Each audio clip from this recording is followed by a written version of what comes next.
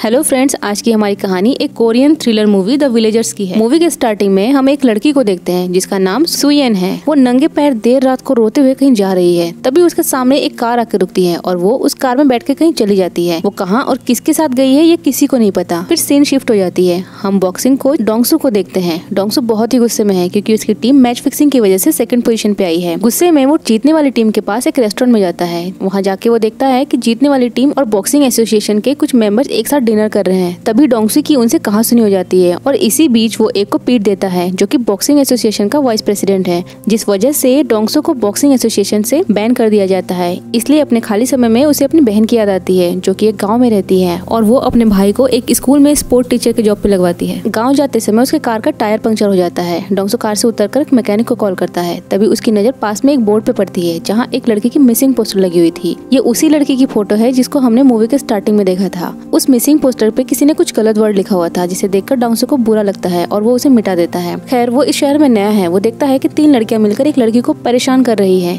जिस लड़की को परेशान कर रहे हैं उस लड़की का नाम योजिन है और योजिन उस मिसिंग लड़की सुयान की फ्रेंड है। पूरे इलाके में योजिन ही एक ऐसी लड़की है जो अपनी फ्रेंड सुयान को ढूंढ रही है। बाकी किसी को इससे कोई मतलब नहीं था। हम देखते हैं कि वो तीनों लड़कियां योजिन से सुयान की मिसिंग पोस्टर लेकर फाड़ देती है और योजिन के साथ लड़ने लगती है। डोंगसू ये सब देखकर उनके पास जाकर बोलता है कि बच्चों, लड़ना बंद करो और अपने अपने घर जाओ। उसमें से एक लड़की बोलती है, हेलो अंकल, आपसे यहाँ किसी ने हेल्प मांगी क्या? दूसरे के मामले में अपना टांग अड़ाना बंद करो। डोंगसू बोलता है, तुम तीनों मिलकर इस लड़की को परेशान कर रही हो, ऊपर से बड़ी बड़ी बातें कर रही हो। तभी लड़कियां बोलती है कि आप दूर से ही किसी के बारे में कमेंट नहीं कर सकते। फिर डोंगसू ने जोर से डांटता है तो वो तीनों वहाँ से चली जाती है। इतने में डोंगसू को अपना एक पुराना फ्रेंड मिलता है जो कि अब पुलिस कांस्टेबल है। डोंगसू से बोलता है कि यार, यहाँ के बच्चे कितने खतरनाक हैं। फिर योजिन सुयान के घर उसकी दादी से मिलने जाती है। सुयान के लापता होने के बाद से योजिन ही उसकी दादी की देखभाल करती है, लेकिन दादी हमेशा ये सोचती रहती है कि ना जाने सुयान कहाँ और किस हाल में है, उसने कुछ खाया भी है या नहीं। सुयान की बनाई पेंटिंग्स देखकर योजिन को भी उसकी याद आ जाती है कि वो लोग पहले कितना खुश रहते थे। उस समय योजिन ने सुयान से पूछा था कि तुम हमेशा तितलियों की ही पेंटिंग्स क्यों बनाती रहती हो? तब सुयान ने बोला था क्योंकि मुझे आजादी पसंद है और बड़ी होकर मैं भी इन तितलियों की तरह आजाद होना चाहती हूँ। इस तरह से सुयान के कमरे में उसकी चीजों को निहारते हुए उसे एक बार का टोकन मिलता है जिसे वो अपने पास रख लेती है और अपने घर के लिए चल देती है। तभी हम देखते हैं कि कोई उसका पीछा कर रहा है। वो योजिन के करीब ही आने वाला था कि योजिन की बस आ जाती है और वो उस बस में बैठकर चली जाती है। इधर स्कूल का एक स्टाफ डोंगसू से बोलता है कि देखो, तुम इस स्कूल में नए हो तो तुम्हें स्टूडेंट से ट्यूशन और एडमिशन फीस कलेक्ट करना होगा। क्या तुम यह कर पाओगे? फिर डोंगसू बोलता है, इससे पहले मैं क्रेडिट कार्ड कंपनी में कलेक्शन का काम करता था। बच्चों से पैसे कलेक्ट करना तो मेरे बाएं हाथ का खेल है। फिर डोंगसू एक स्टूडेंट के पास जाता है और बोलता है, सुनो, तुमने अभी तक स्कूल की फीस क्यों नहीं दी? वो लड़की बोलती है, मैं मैनेज कर रही हूँ और जल्द ही दे दूंगी। फिर डोंगसू उस लड़की के पीछे खड़ी एक और लड़की से पूछता है, और तुम कब दोगी? लड़की बोलती है कि मैं भी मैनेज कर रही हूँ और जल्द ही दे दूंगी। फिर वो योजिन के पास जाता है और उससे पूछता है कि तुम्हारी भी फीस पेंडिंग है? वो बोलती है, मैं जल्द ही दे दूंगी। फिर डोंगसू उससे सुयान के बारे में पूछता है कि उसकी भी काफी फीस पेंडिंग है, मुझे वो स्कूल में कभी दिखी नहीं, क्या वो घर छोड़ के भाग चुकी है? इस पर योजिन बहुत गुस्से में बोलती है कि जो बात तुम्हें नहीं पता उसे करनी भी नहीं चाहिए। डोंगसू अपोलोजाइज करता है और वहाँ से चला जाता है। डोंगसू सोचता है, बच्चों से फीस कलेक्ट करना तो ज्यादा मुश्किल है, ना इन्हें मार सकते हैं और ना ही धमका सकते हैं। इस तरह से डोंगसू का स्कूल का पहला दिन बहुत ही खराब रहता है। वो जब टॉयलेट जाता है तो देखता है कि एक मेल स्टाफ गर्ल्स टॉयलेट की तरफ जा रहा है। ये उसे थोड़ा ऑकवर्ड सा लगता है। फिर वो टॉयलेट की खिड़की से एक लड़की को स्कूल से भागते हुए देखता है और सोचता है, ये कहाँ फंस गया मैं। स्कूल के बाद डोंगसू मार्केट की ओर घूमने जाता है। वो रास्ते में कुछ स्ट्रीट फूड खाने लगता है। इतने में उसको योजिन दिख जाती है। वो फटाफट पेमेंट करके उसका पीछा करने लगता है। थोड़ी दूर पीछा करने के बाद उसको एक टॉय मशीन दिख जाता है जिसे देखकर वो भूल जाता है कि वो योजिन का पीछा कर रहा था और गेम खेलने लग जाता है। डोंगसू वो गेम जीत जाता है और रिवार्ड में उसे एक टॉय मिल जाती है जिसे देख के वो ऐसे खुश होता है मानो वर्ल्ड कप जीत लिया हो। यहाँ ना डोंगसू को देख के मुझे ऐसी फीलिंग आती है कि वो ऊपर से जितना कठोर दिखता है अंदर से उसका दिल बच्चों के जैसा कोमल है। खैर, डोंगसू को ऐसा करते हुए योजिन उसको देख लेती है और सोचती है, हद है, ये क्या बेवकूफी है। तभी हम देखते हैं कि बगल में एक नेता स्पीच दे रहा है क्योंकि कुछ दिनों बाद इलेक्शन होने वाला था। अचानक डोंगसू की नजर वहाँ योजिन पे पड़ती है तो वो उसे फॉलो करते हुए एक बार के पास पहुँचता है। ये वही बार है जिसका टोकन योजिन को सुयान के कमरे में मिला था। योजिन यहाँ सुयान के बारे में जानने के लिए आई है। योजिन को लगता है कि सुयान के बारे में उसे यहाँ कुछ न कुछ इन्फॉर्मेशन जरूर मिलेगी। जब योजिन अंदर जाती है तो उसके पीछे डोंगसू भी आ जाता है। कुछ लड़के जब योजिन के साथ बदतमीजी करने लगते हैं तब डोंगसू उन सबको धमकाकर योजिन को बाहर ले आता है। फिर डोंगसू उसे अपनी गाड़ी से घर छोड़ने जाता है, लेकिन योजिन बीच रोड पे ही उतर जाती है और बोलती है कि मैं अकेले ही घर जा सकती हूँ। फिर योजिन चलने लगती है।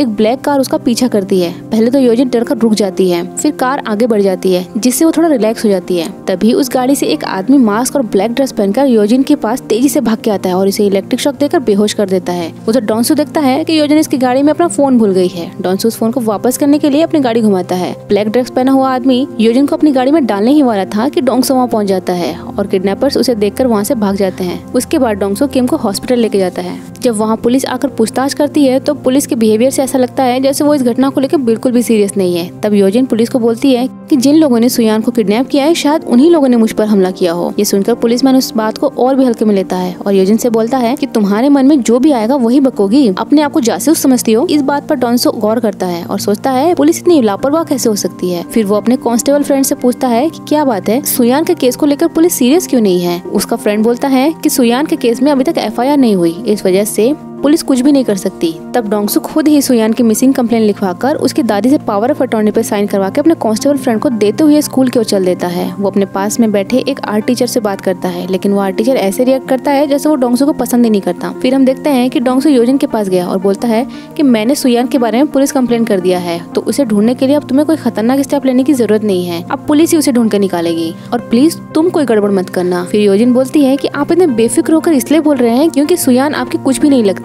आप खुद ही सोचो, अगर सुयान आपकी खुद की बेटी होती तो क्या आप भी ऐसे ही पुलिस पे भरोसा करके हाथ पे हाथ धरे बैठ जाते। डोंसू बोलता है मेरा बोलने का मतलब ऐसा नहीं था, मैं तो सुयान का भला ही चाहता हूँ, इसलिए तो पुलिस कंप्लेंट किया। योजन बोलती है अब जो भी हो मैं सुयान को ढूंढ के ही रहूंगी और हाँ, पुलिस से मदद की उम्मीद मत करो। ये बोलकर योजन वहाँ से चली जाती है। इसके बाद योजन बहुत अपसेट हो जाती है और पार्क में जाकर एक बेंच पे बैठ जाती है। तभी उसके पास आर्ट टीचर आकर बैठता है। योजन इसके साथ स्कूल वापस जाती है। उस टीचर से बात करके योजन को थोड़ा हल्का लगता है, लेकिन डोंसू जब योजन को आर्ट टीचर के साथ देखता है तो उसे अच्छा नहीं लगता क्योंकि आर्ट टीचर उसे कुछ ठीक नहीं लगता। तभी उसकी नजर खिड़की से निकलते हुए धुएं पे पड़ती है। वो सोचता है कि लड़कियां भी ना, क्या करूं मैं इनका। फिर वो भागकर वॉशरूम की ओर जाता है। वो वहाँ कुछ लड़कियों को देखता है और उन्हें डांटते हुए सिगरेट ढूंढने लगता है। इतने में वो लड़कियां वहाँ से चली जाती है। डोंसू को वहाँ सिगरेट तो नहीं मिलती, लेकिन ढूंढते ढूंढते उसे एक हिडन कैमरा मिल जाता है और उसके बारे में बताने के लिए वो तुरंत ही प्रिंसिपल के पास जाता है। लेकिन उसके कुछ बोलने से पहले ही प्रिंसिपल उल्टा उसे ही डांटने लगते हैं कि तुमने सुयान की मिसिंग कंप्लेंट क्यों कराई, मुझे तुम्हारी ये हरकत बिल्कुल अच्छी नहीं लगी। मेरे स्कूल की एक स्टूडेंट किडनैप हुई है, ये बात जब बाहर जाएगी तो स्कूल की रेपुटेशन खराब हो जाएगी। ये तुम्हें समझ में भी आता है या नहीं। प्रिंसिपल की सारी बातें सुनने के बाद डोंसू कैमरे के बारे में कुछ भी नहीं बताता और वो समझ जाता है कि हर जगह कुछ न कुछ घपला है। डोंसू ये सारी बातें अपने आप तक ही रखता है। डोंसू खुद ही उस फुटेज को देखता है और ये जानने की कोशिश करता है कि ये कैमरा किसने इंस्टॉल किया। मतलब कैमरा इंस्टॉल या अनइंस्टॉल करते समय उसे इस वीडियो में देखा जा सकता है, इसलिए वीडियो स्टार्ट करके वो लड़कियों की गंदी वीडियोस को ना देख सीधे लास्ट में चला जाता है। लेकिन कैमरा अनइंस्टॉल करने वाले का चेहरा साफ नहीं दिखता, पर उसे आर्ट टीचर के ऊपर डाउट होता है, इसलिए वो भागकर आर्ट टीचर के पास जाता है। उसका लैपटॉप चेक करके देखता है कि लैपटॉप में काफी सारी लड़कियों की वीडियोस हैं। उसकी लास्ट चैट भी सुयान से ही हुई थी और वो ही उस रात को ब्रिज पर उसे लेने गया था। उसके बाद से ही सुयान लापता है। इसके तुरंत बाद डोंसू योजन को कॉल करके बोलता है कि सुयान की किडनैपिंग में आर्ट टीचर का हाथ है। योजन को जब तक ये बातें पता चलती है तब तक बहुत देर हो जाती है क्योंकि योजन अब आर्ट टीचर के साथ ही थी। फिर योजन चालाकी से फोन डिस्कनेक्ट करके डोंसू को SMS करती है कि वो इस वक्त आर्ट टीचर के साथ है और उसके घर जा रही है और ऐसे बिहेव करती है जैसे उसे कुछ पता ही नहीं है। लेकिन वो ज्यादा देर तक खुद को रोक नहीं सकी और डोंसू के आने से पहले ही आर्ट टीचर से पूछती है कि लास्ट टाइम आप ही सुयान को लेकर गए थे। ये सुनते ही आर्ट टीचर उसे जोर से घुसा मारकर बेहोश कर देता है। आगे हम देखते हैं योजन आर्ट टीचर के घर के फर्श पे पड़ी हुई है और उसके हाथ पर बंधे हुए हैं। उसके साथ कुछ गलत करने से पहले ही डोंसू वहाँ आ जाता है। मेन गेट बंद होने की वजह से वो दीवार से कूदकर अंदर जाता है और खिड़की से योजन को देख लेता है। फिर डोंसू के अंदर CID वाला दया का भूत आ जाता है जिससे वो दरवाजे को आसानी से तोड़ देता है। ये देखकर आर्ट टीचर डर जाता है। फिर डोंसू उसे घुसा मारकर चित कर देता है। आर्ट टीचर हाथ जोड़कर बोलता है कि प्लीज इस बारे में पुलिस कंप्लेंट मत करना, नहीं तो मेरी रेपुटेशन खराब हो जाएगी। फिर डोंसू बोलता है ठीक है, हम कुछ नहीं बोलेंगे, लेकिन तुझे सुयान के बारे में सब सच सच बताना होगा। इतने में डोंसू को वहाँ सुयान का फोन दिख जाता है, जिसे देखकर डोंसू आर्ट टीचर से बोलता है कि सुयान का फोन तेरे पास कैसे आया। तब टीचर बोलता है उस दिन सुयान ने मुझे कॉल करके मिलने बुलाया था।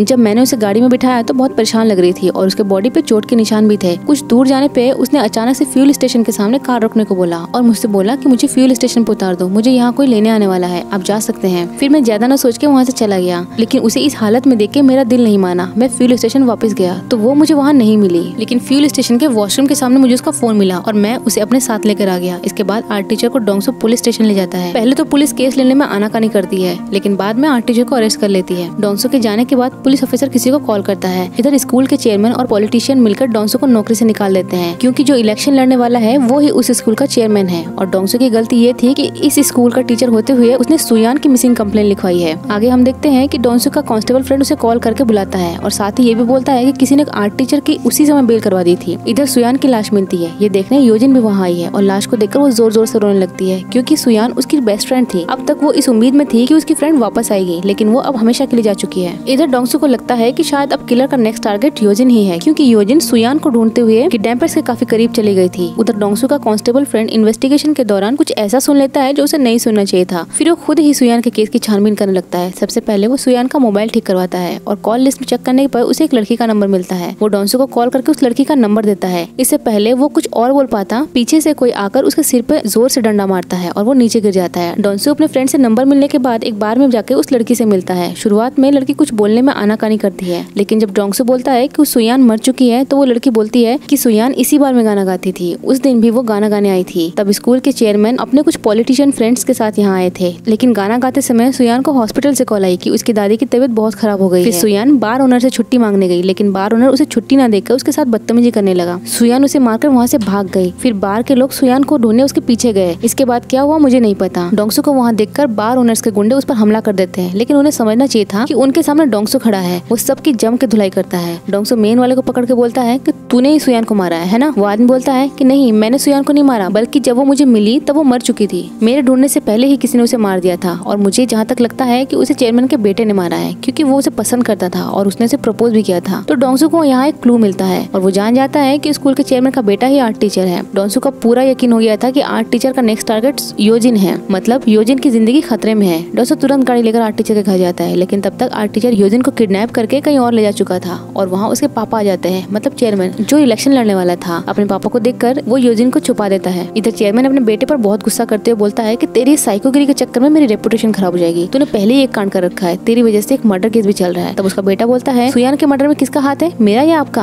आपने उसका मर्डर किया था। तभी हमें पता चलता है कि सुयान वहाँ से भागकर फ्यूल स्टेशन के बाथरूम में छुप गई थी। वहाँ से उसने आर्ट टीचर को कॉल किया। सुयान जब आर्ट टीचर को चेयरमैन के बारे में बताती है तो आर्ट टीचर उसे मारने की कोशिश करता है। उसी समय उसे ढूंढते हुए चेयरमैन भी वहाँ पहुँच जाता है। सुयान तब भी जिंदा थी, लेकिन चेयरमैन अपनी रेपुटेशन को बचाने के लिए सुयान को गला दबाकर मार देता है, क्योंकि अगर ये बात बाहर चली गई तो उसका इलेक्शन जीतना मुश्किल हो जाएगा। फिर भी वो अपने बेटे को डांटता रहता है और बोलता है कि अगर अब तूने एक भी गलती की तो मैं तुझे जान से मार दूंगा। इधर योजिन को अलमारी से एक स्प्रे मिलता है और वो उस स्प्रे से आर्ट टीचर की आंखों पे स्प्रे करके वहाँ से भागने की कोशिश करती है, लेकिन आर्ट टीचर उसे आसानी से पकड़ लेता है और उसे जान से मारने की कोशिश करता है। तब वहाँ डोंगसू आ जाता है और आर्ट टीचर को बहुत मारता है। उसी दिन इलेक्शन का रिजल्ट आने वाला था और उसमें स्कूल का चेयरमैन जीतकर मेयर बन जाता है, लेकिन डोंगसू इस शैतान की विजय को इस इलाके की जनता के लिए सही नहीं मानता है। इसलिए वो बीच रास्ते पे ही चेयरमैन की गाड़ी को ठोक देता है और गाड़ी से उतरकर पहले उसके आदमियों को और फिर चेयरमैन को मारता है और उसे सारी सच्चाई उगलवाता है। अगले दिन हम देखते हैं कि पुलिस इंस्पेक्टर और चेयरमैन की खबर ब्रेकिंग न्यूज बन गई है कि सुयान की किडनैपिंग और मर्डर में इन दोनों का हाथ था। मेयर को इस्तीफा देना पड़ता है और उन दोनों पुलिसमैन को जेल हो जाती है। फिर हम देखते हैं कि डोंगसू ने उस टॉय मशीन से जो टॉय जीता था उसे योजिन के सिर के पास रखकर अपने शहर चला जाता है एक नई जर्नी के लिए। इसी के साथ ये मूवी यहीं खत्म होती है। तो फ्रेंड्स, कैसी लगी आपको ये मूवी? और अगर आपको हमारा एक्सप्लेनेशन अच्छा लगा हो तो ज्यादा से ज्यादा से शेयर कीजिए, वीडियो को लाइक कीजिए और हमारे चैनल को सब्सक्राइब कीजिए।